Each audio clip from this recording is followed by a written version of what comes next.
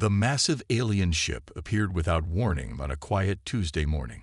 It simply materialized above Earth's atmosphere, its dark metal hull stretching nearly 20 miles across, blocking out the sun over much of North America.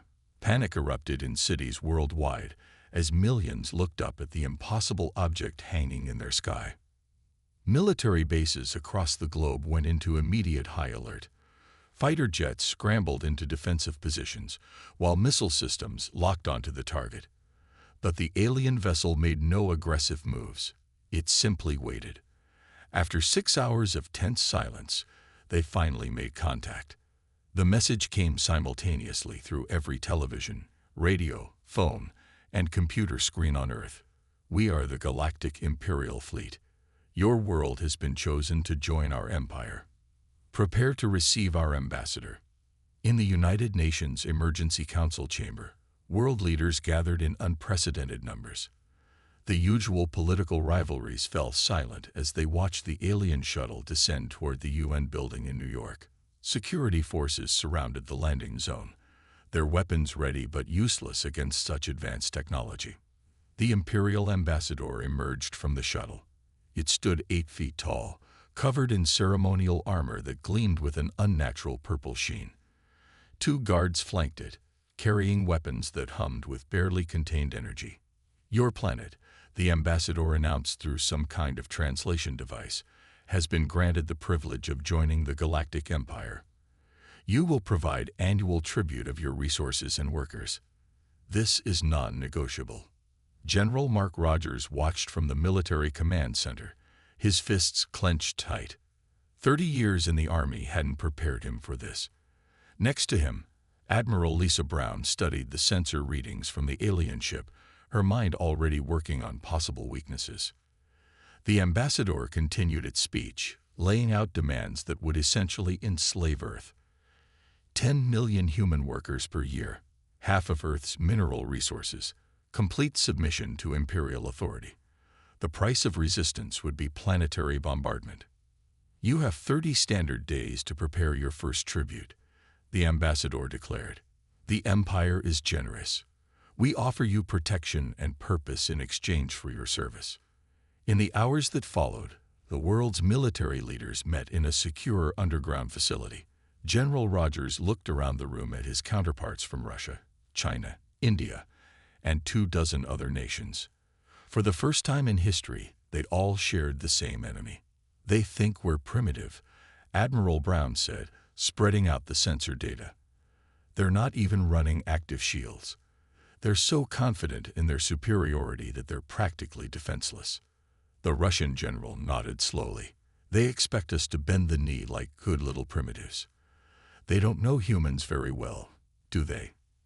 In orbit, more Imperial ships arrived, smaller vessels taking up positions around Earth. They paid little attention to the seemingly harmless satellites and space debris around them. They didn't notice as military commands went out through heavily encrypted channels, or as nuclear silos across the planet began quiet preparations. The Empire had made a crucial mistake. They had assumed Earth would submit out of fear. They didn't understand that humans, when cornered, don't cower. They fight. And after centuries of pointing nuclear weapons at each other, humanity had gotten very, very good at finding ways to deliver explosive surprises to their enemies. The 30-day countdown had begun. But Earth wasn't preparing a tribute. It was preparing for war. Day 1 of the 30-day countdown brought an uncomfortable reality to Earth. Schools remained closed. Markets crashed worldwide. The streets of major cities were eerily quiet as people stayed home, watching the alien ships through their windows or on their screens. General Rogers paced the underground war room, now dubbed humanity's last stand by the soldiers. Screens covered every wall, showing military movements from around the world. For the first time since World War II, every major power was sharing their resources and intelligence openly. The Chinese have moved their entire nuclear submarine fleet into position, Admiral Brown reported, marking locations on the global map. The Russians have activated their deep space radar network. Even North Korea is cooperating. The Imperial ambassador's words echoed in their minds. Resistance will result in immediate planetary bombardment. We have destroyed civilizations far more advanced than yours. Your primitive weapons cannot harm our ships. But humans had learned something important in those first 24 hours. The Imperial ships, for all their advanced technology, weren't scanning Earth's military installations. They weren't monitoring nuclear facilities. They were simply waiting, arrogant in their superiority. On day 7, the ambassador demanded a progress report. The United Earth Council, hastily formed from world leaders, sent their response. We require more time to organize the tribute. Our systems are primitive, as you say. Please be patient. The ambassador's laughter boomed through the translation device. You may have your time, little humans. We are generous masters. Behind the scenes, the largest military operation in human history was taking shape. Nuclear warheads were being modified. Stealth systems, developed during decades of human conflict, were being adapted. Every nuclear power on Earth contributed their deadliest weapons to the cause. They think nuclear power is primitive, Dr. Helen Wright, the lead scientist, explained to the military council. They've forgotten the basic power of splitting atoms. Their shields are designed to stop energy weapons, not physical nuclear detonations. On day 15, the ambassador called again. This time, it showed recordings of other worlds that had resisted. Planets reduced to ash. Civilizations wiped out. The message was clear: submit or die. The world leaders maintained their act. They bowed their heads. They promised compliance. All while submarines slipped silently through dark waters, carrying humanity's response to Imperial demands. If we fail, General Rogers told the assembled commanders on day 22, humanity loses everything. If we succeed, we show the galaxy that Earth doesn't kneel to tyrants. The plan was simple but daring. They would appear to comply. They would send tribute ships, but inside those ships, wrapped in layers of stealth technology and radiation shielding, would be enough nuclear weapons to split a continent in half. The Empire's greatest weakness was its pride. They saw Earth as primitives playing with simple atoms, while they commanded energy fields and faster-than-light travel. They never considered that sometimes the simplest weapons were the deadliest. As day 30 approached, humanity held its breath.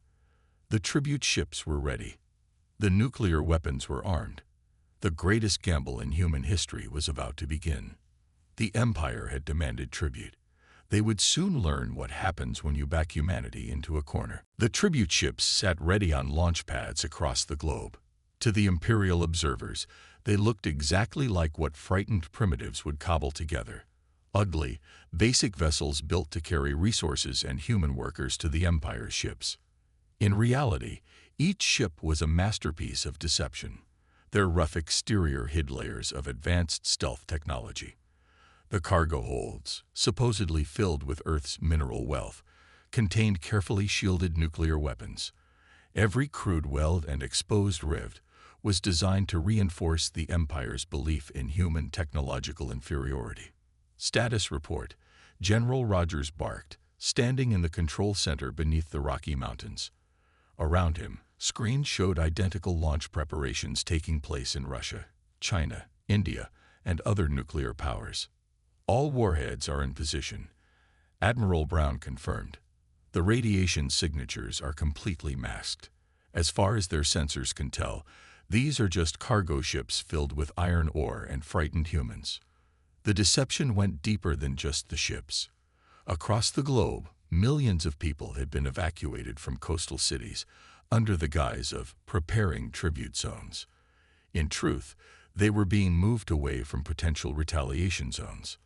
Dr. Wright made final adjustments to the nuclear payload timing systems. The warheads have been modified to detonate in sequence, she explained.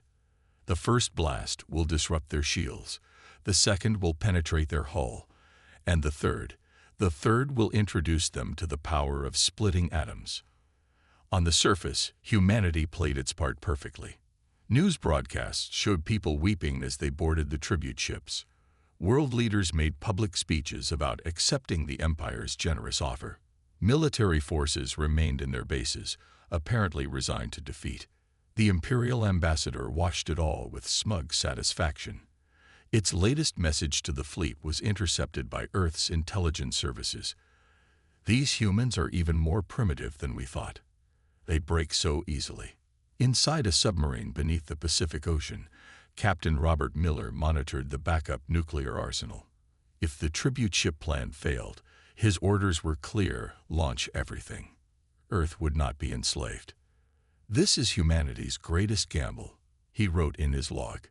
"Either we show the Empire that humanity is not to be underestimated, or we go down fighting." The first tribute ships began their launch sequence.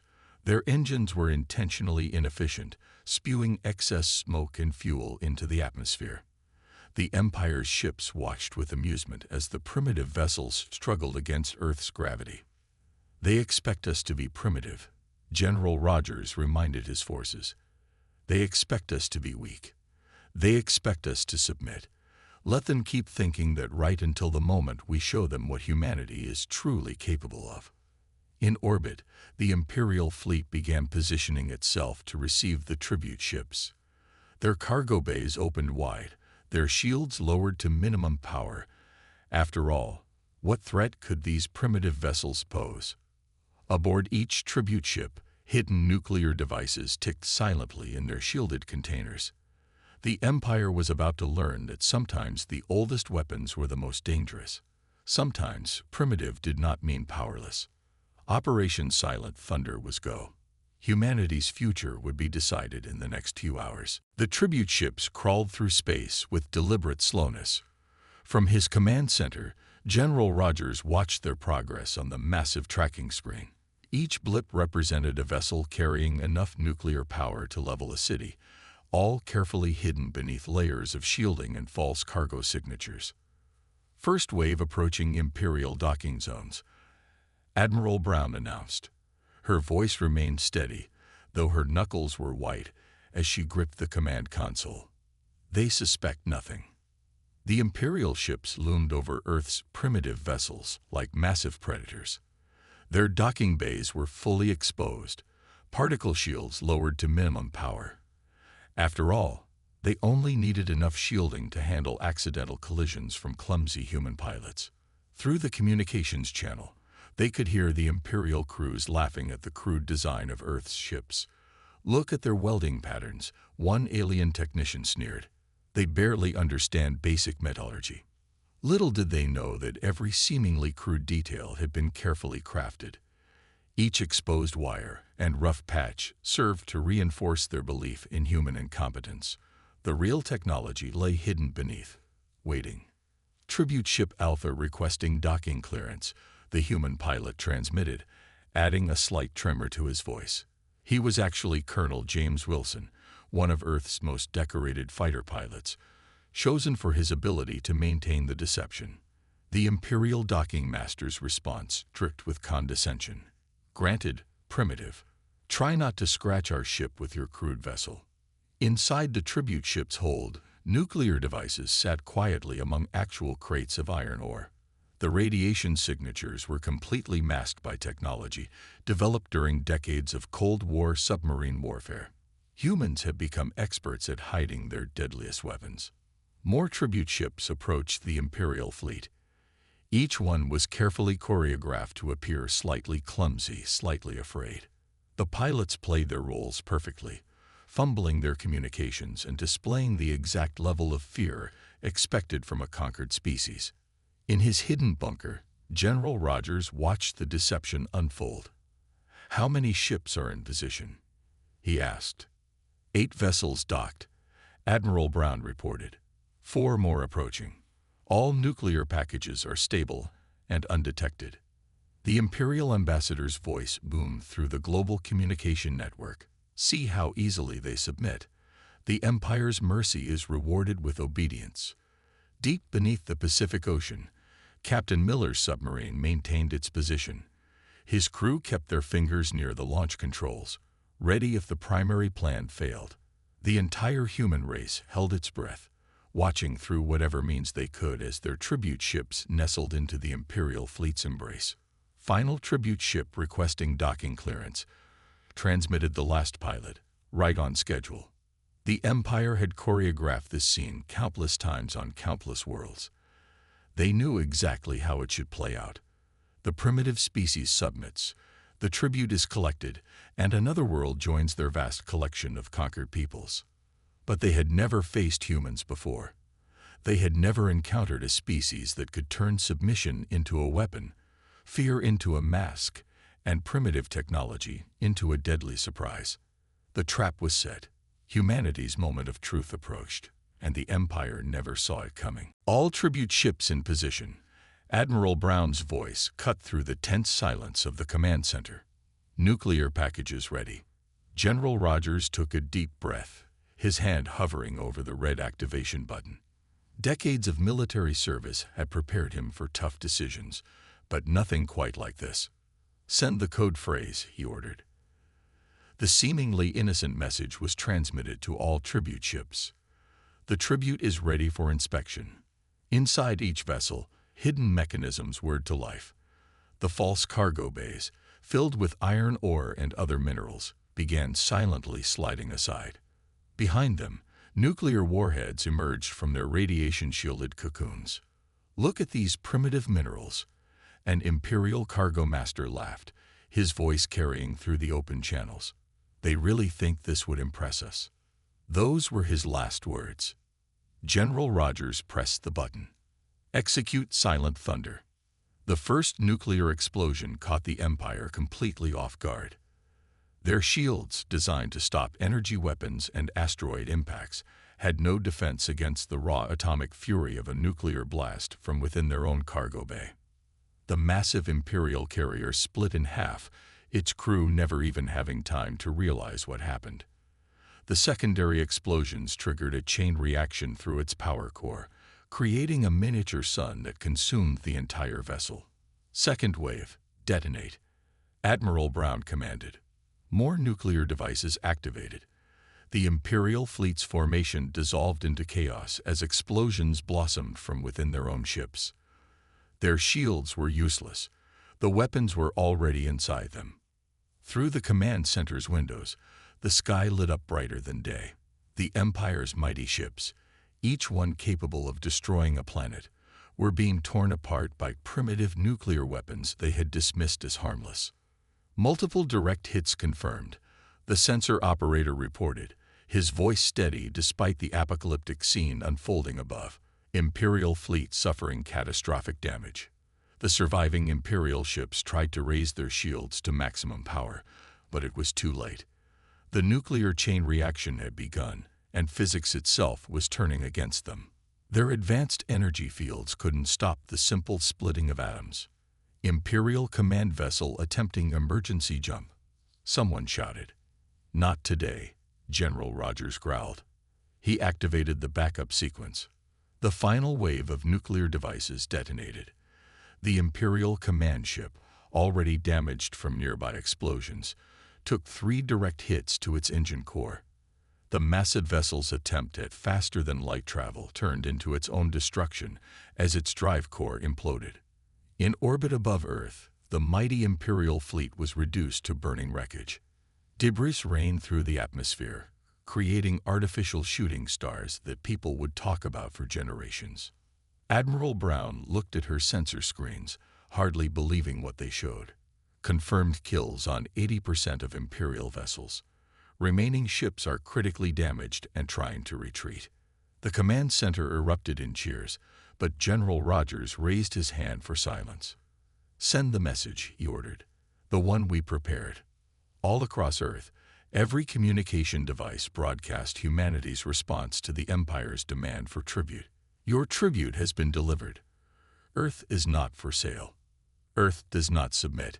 Come back at your own peril."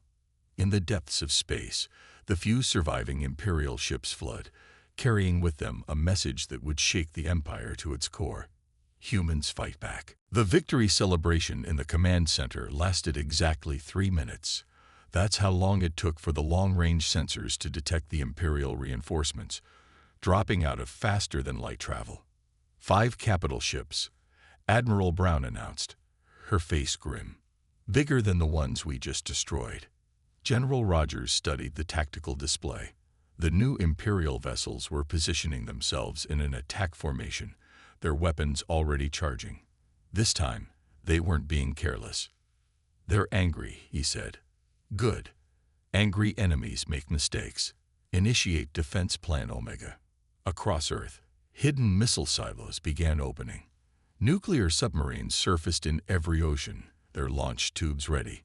Military bases worldwide prepared their remaining nuclear arsenals.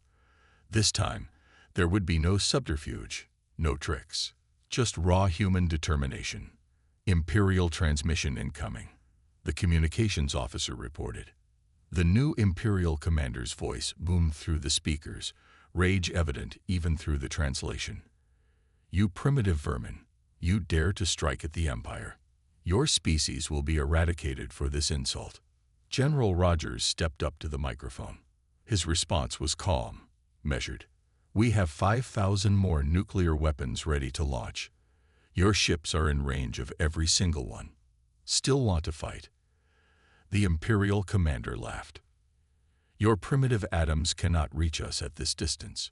We will bombard your world to ash from here."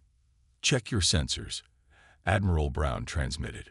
"While you were talking, we launched 200 missiles. Old technology, yes.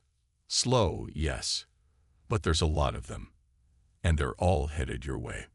Through the command center's view screens, they watched as the missiles climbed through the atmosphere.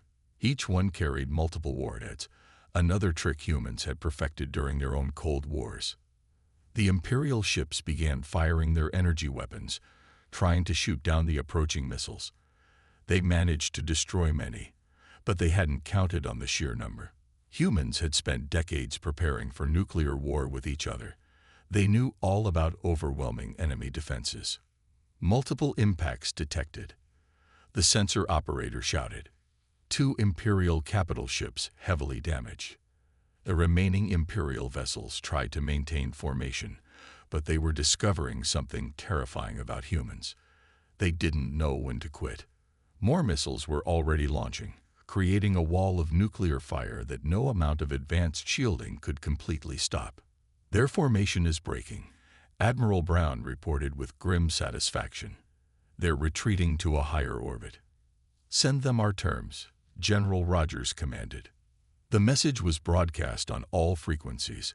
"Leave Earth space immediately, or we will demonstrate just how many nuclear weapons we've built over the last century. Your choice."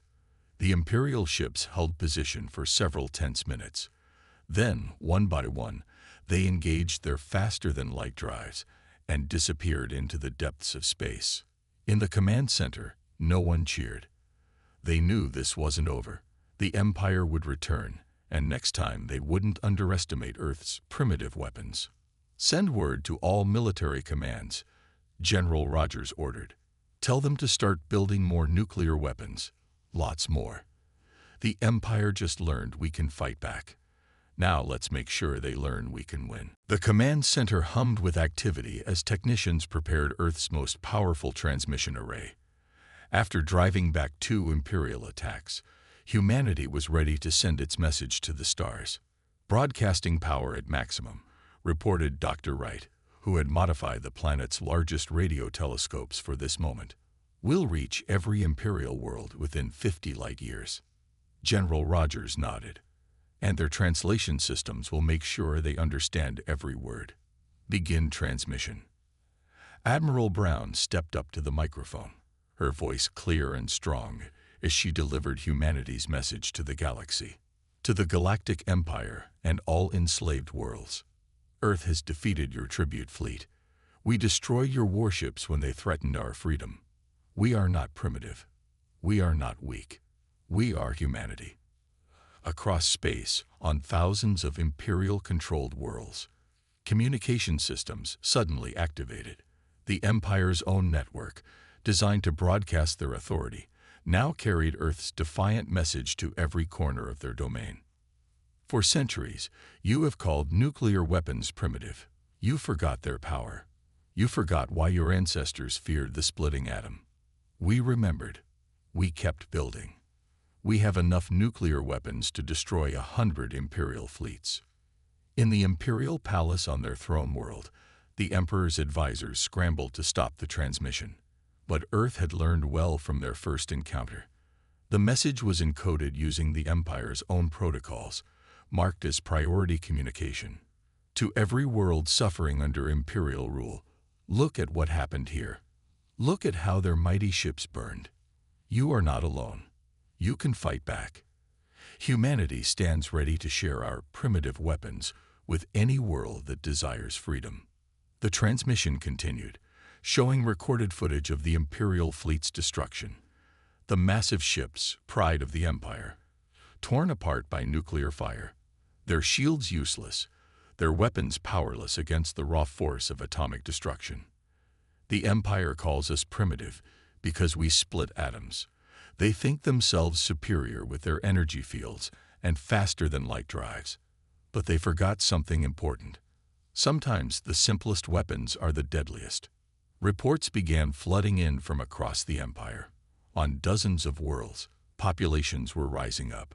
The sight of Imperial ships burning had awakened something that centuries of oppression had failed to extinguish. Hope. This is humanity's promise to the Empire. Every fleet you send will burn. Every ship that enters our space will be destroyed. We will not submit. We will not surrender. We will not stop until every world is free. General Rogers watched the sensor readings as the message reached further and further into space. Already, they were receiving responses, encrypted transmissions from resistance movements on other worlds, asking for help, offering alliance. And this is humanity's promise to the galaxy. You are not alone anymore. Earth stands with you. Together, we will show the Empire that their time of tyranny is over. The future belongs to the free. As the transmission ended, the command center fell silent. They had just declared war on the largest empire in known space, but looking at the incoming messages from other worlds, at the growing number of planets choosing to stand with Earth, Admiral Brown smiled. They wanted tribute, she said. Instead, they got a revolution. The Empire's worst nightmare was becoming reality. They had awakened humanity's fighting spirit, and now that spirit was spreading across the stars. 3 months after Earth's message, the galaxy was on fire, not with the energy weapons of Imperial ships, but with the atomic fury of primitive nuclear weapons. General Rogers stood before the United Earth Council, presenting the latest intelligence. 7 more systems have declared independence this week.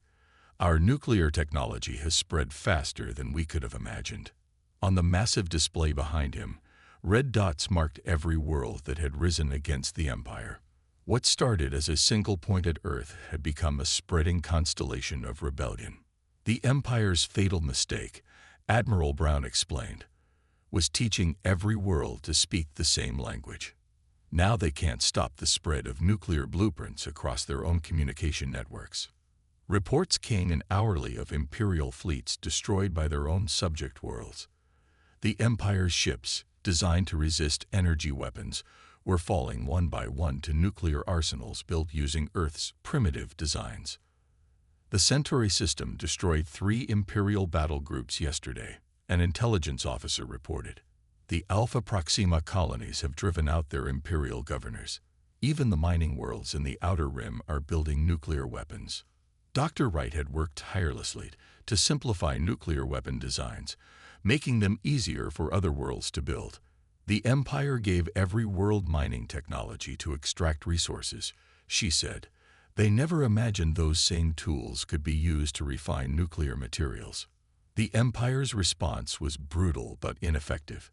They couldn't maintain control over their vast territory, when every planet they attacked had hidden nuclear arsenals waiting. Their mighty ships, once symbols of unstoppable power, were becoming floating targets. Latest estimate suggests 1/3 of Imperial systems have declared independence, General Rogers announced. Another third are in open rebellion. The Empire is losing control. But the revolution wasn't just military. Earth had shown the galaxy something even more powerful than nuclear weapons. Hope. Hope that the Empire wasn't invincible. hope that freedom was possible. In the command center, Admiral Brown watched as another Imperial fleet retreated from a former colony world. "They're running out of ships," she observed. "Every defeat weakens them. Every victory strengthens the rebellion." Earth had become a symbol across the galaxy. Human military advisors helped other worlds build their defenses. Human scientists shared their nuclear knowledge. Human strategists taught others how to fight back against Imperial tactics. Message from the Rigel system. A communications officer called out. "Their nuclear arsenal is complete.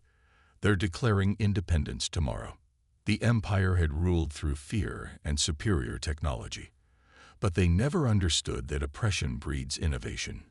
Every world they conquered had kept its own secrets, its own ancient weapons, its own burning desire for freedom. Now those worlds were rising, armed with Earth's nuclear weapons and humanity's fighting spirit. The Empire's own arrogance had given birth to its greatest nightmare. An alliance of primitive worlds armed with the power to split atoms. "The Empire called us primitives," General Rogers told the Council. "They thought they were superior because they had forgotten the basic forces of nature. But we remembered. We kept our primitive weapons ready. And now we're teaching the galaxy that sometimes the oldest weapons are the strongest." The revolution was spreading, and nothing in the Empire's vast arsenal could stop it. 1 year after Earth's first nuclear strike against the Imperial fleet, representatives from 100 freed worlds gathered in the rebuilt United Nations chamber in New York. General Rogers, now older and more tired but proud, stood at the podium. Before him sat delegates from across the galaxy, former slaves and servants who had transformed into leaders of free worlds. "The Empire has formally surrendered," he announced, his words translated into 50 alien languages. "Their last fleet was destroyed yesterday by a combined strike from Earth and Proxima nuclear forces." The chamber erupted in cheers. Species that had suffered under Imperial rule for centuries celebrated together. The impossible had happened. The mighty Empire had fallen to primitive weapons and sheer determination. Admiral Brown presented the terms of surrender on the massive screen. "All Imperial forces will withdraw from independent systems. The Empire will recognize the sovereignty of every world that claims freedom. And most importantly, they will never again demand tribute from any planet." But victory had come at a cost. The galaxy was littered with the radioactive debris of destroyed Imperial ships. Countless lives had been lost in the fighting. Yet from the ashes of war, something new was rising. "Earth extends an invitation to all free worlds," General Rogers continued. "Not to form a new empire, but to build an alliance. An alliance of equals, where every world determines its own destiny." Dr. Wright, who had helped spread nuclear technology across the stars, spoke next. "We will share all our knowledge, not just weapons, but medicine, agriculture, art, everything we know. And in return, we will learn from you. Together, we will grow stronger." The first to sign the Alliance Treaty was the Proxima system, Earth's closest stellar neighbor. Others followed quickly. The mining worlds of the Outer Rim, the agricultural planets of the inner systems, even former Imperial fortress worlds that had broken free. "Let the galaxy remember this day," Admiral Brown declared. "The day we prove that true strength doesn't come from superior technology or massive fleets. It comes from the will to remain free." In orbit above Earth, ships from 100 worlds floated peacefully. Their designs were different. Their crews spoke different languages, but they all shared one thing. They had chosen freedom over submission. The Empire, now confined to its home system, sent one final message to Earth. The Imperial commander's words dripped with bitter recognition. "We thought you were primitives because you split atoms. We forgot that the simplest forces are often the most powerful." General Rogers read the message to the assembled delegates and smiled. "They called us primitive because we remembered the old ways, because we kept our nuclear weapons ready, because we didn't trust in shields and energy fields. They were right. We are primitive, and that's why we won." The new alliance had no emperor, no demands for tribute, no forced submission. Each world governed itself, bound together only by mutual respect and the memory of how they had won their freedom. As the delegates signed the treaty, a new age began. Humanity had not only defended itself, it had helped free the galaxy. The Empire's demand for tribute had backfired in the most spectacular way possible. They had wanted Earth's resources. Instead, they got Earth's nukes and a revolution that would be remembered for millennia to come.